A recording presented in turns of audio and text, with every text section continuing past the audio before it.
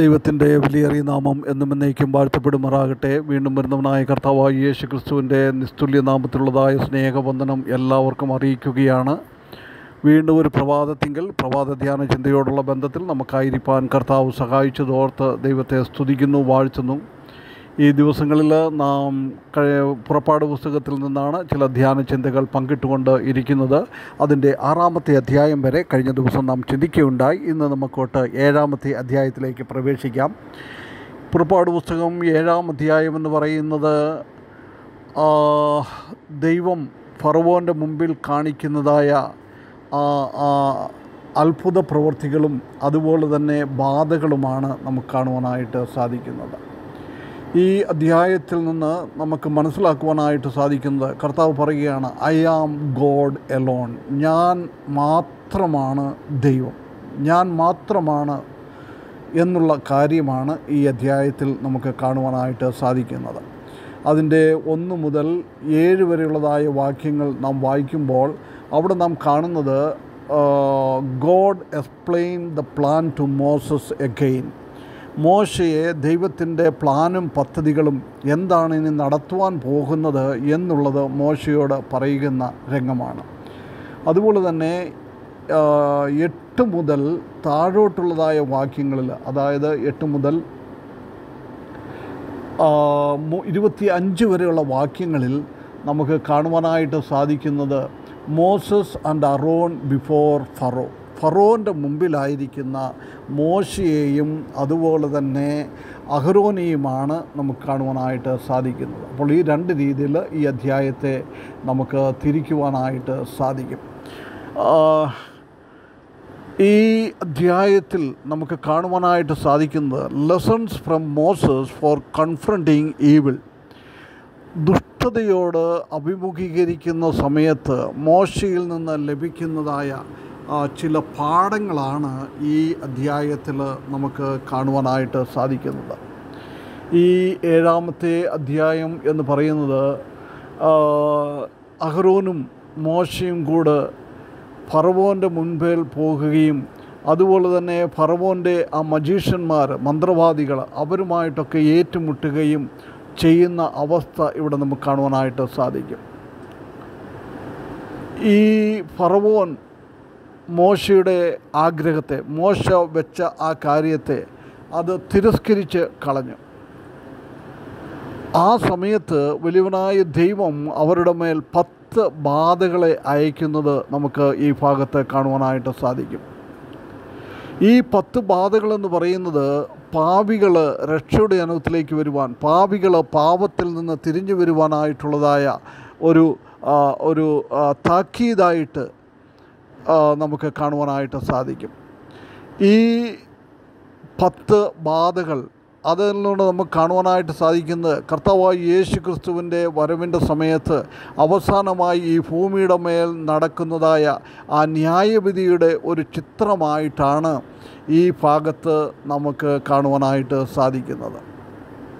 ഈ ഇസ്രായേൽ മക്കളെ മിസ്രയീമിൽ നിന്ന് വിടുവിക്കുവാൻ തക്കവണ്ണം ദൈവം ഈ 10 ബാധകൾ അയച്ചതുപോലെ തന്നെ ഇസ്രായേൽ മക്കളെ അന്തിക്രിസ്തുവിൻ്റെ, എതിർ ക്രിസ്തുവിൻ്റെ കയ്യിൽ നിന്ന് വിടുവിക്കുവാൻ, ദുഷ്ടതയിൽ നിന്ന് വിടുവിക്കുവാൻ തക്കവണ്ണം ദൈവം ചെയ്യുന്ന ആ പ്രവർത്തനങ്ങളാണ് ഈ ഭാഗത്ത് നമുക്ക് കാണുവാനായിട്ട് സാധിക്കുന്നത്. ഈ അധ്യായത്തിൽ നമുക്ക് പ്രത്യേകിച്ച് 7 പാഠങ്ങൾ നമുക്ക് ഇവിടെ കാണുവാനായിട്ട് സാധിക്കും. ആ 7 പാഠങ്ങൾ എന്താണെന്ന് നമുക്ക് ഒന്ന് ശ്രദ്ധിക്കാം. ഒന്നാമതായിട്ട് നാം കാണുന്നത്,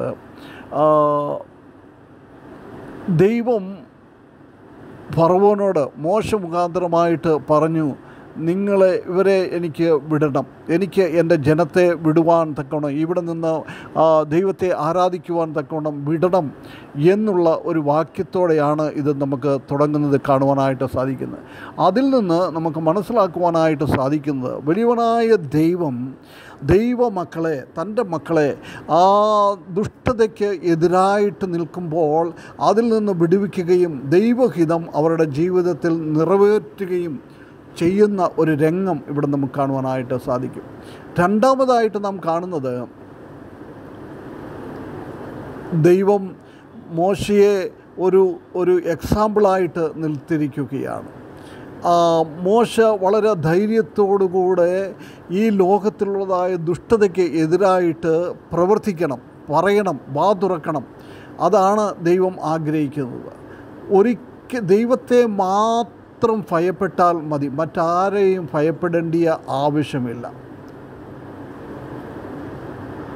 നാം ഈ ദുഷ്ടതയെ എപ്പോഴും അതിനെ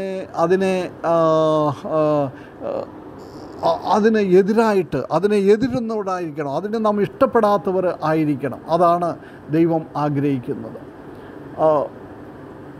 മൂന്നാമതായിട്ട് നാം കാണുന്നത്, ദൈവം ഫറവോൻ്റെ ഹൃദയത്തെ കഠിനപ്പെടുത്തും എന്ന് വീണ്ടും വീണ്ടും മോശയോട് പറഞ്ഞിട്ടുണ്ട്. അത് നിന്ന് നമുക്ക് മനസ്സിലാക്കുവാനായിട്ട് സാധിക്കുന്നത്, ഈ ഫറവോനെ ഒന്ന് പഠിപ്പിക്കണം. ദൈവമാണ് സർവ്വ അധികാരമുള്ളവൻ, പരമാധികാരമുള്ളവൻ ദൈവമാണ് എന്നുള്ളതായ കാര്യം പഠിപ്പിക്കുവാൻ വേണ്ടിയാണ് ഈ കാര്യങ്ങൾ ചെയ്യുന്നത്. അതായത് എല്ലാ ദുഷ്ടതയുടെ മേലും ദൈവത്തിനാണ് പരമാധികാരം ഉള്ളത് എന്ന് പഠിപ്പിക്കുവാൻ വേണ്ടി ദൈവം ഫറവോൻ്റെ ഹൃദയത്തെ കഠിനപ്പെടുത്തുകയാണ്, ദൈവത്തിൻ്റെ ശക്തി തെളിയിക്കേണ്ടതിന് വേണ്ടി.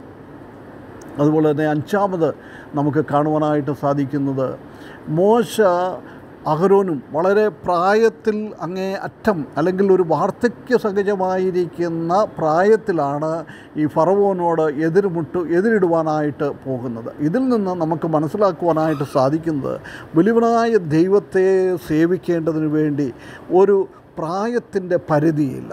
അല്ലെങ്കിൽ വേറൊരു ഭാഷ പറഞ്ഞാൽ, ദൈവത്തെ സേവിക്കുന്നതിൽ നമുക്ക് ഒരിക്കലും റിട്ടയർമെൻറ്റ് ലൈഫ് ഇല്ല എന്നാണ് കാണിക്കുന്നത്.